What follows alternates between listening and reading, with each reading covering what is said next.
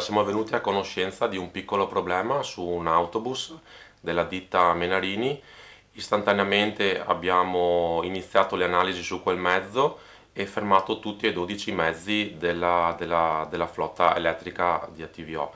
Sentito il presidente, abbiamo ritenuto di mantenere questo approccio. ATVO, azienda trasporti Veneto Orientale, ha sospeso dal servizio una dozzina di bus 100% elettrici.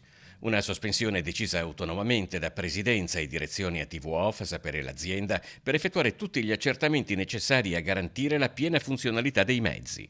Fino a quando la ditta Menarini non ci avviserà che tutte le indagini che hanno fatto dimostreranno che gli autobus sono sicuri al 100%, sia per i conducenti che per i trasportati. Sulla base di segnalazioni degli autisti, la questione era già stata sollevata da TVO e all'Ispettorato del Lavoro da CGIL, CISL, UIL e CISALM, chiedendo verifiche su presunte anomalie di sterzo e freni.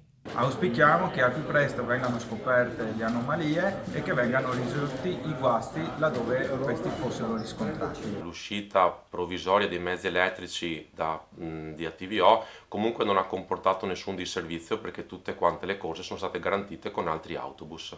Intanto il Consiglio della Città Metropolitana di Venezia ha votato una mozione bipartisan per l'applicazione del protocollo di prevenzione e repressione delle aggressioni al personale del trasporto pubblico locale, sottoscritto in prefettura a dicembre. Una mozione che rafforza l'intesa raggiunta, commenta la CISL, anche nell'eventuale sperimentazione di bodycam sul personale in servizio e sulle condizioni giuridiche per costituirsi parte civile nei processi per aggressione. Auspichiamo che al più presto si possano trovare le soluzioni migliori per poter prevenire le aggressioni al personale che stanno diventando sempre un fenomeno più pericoloso.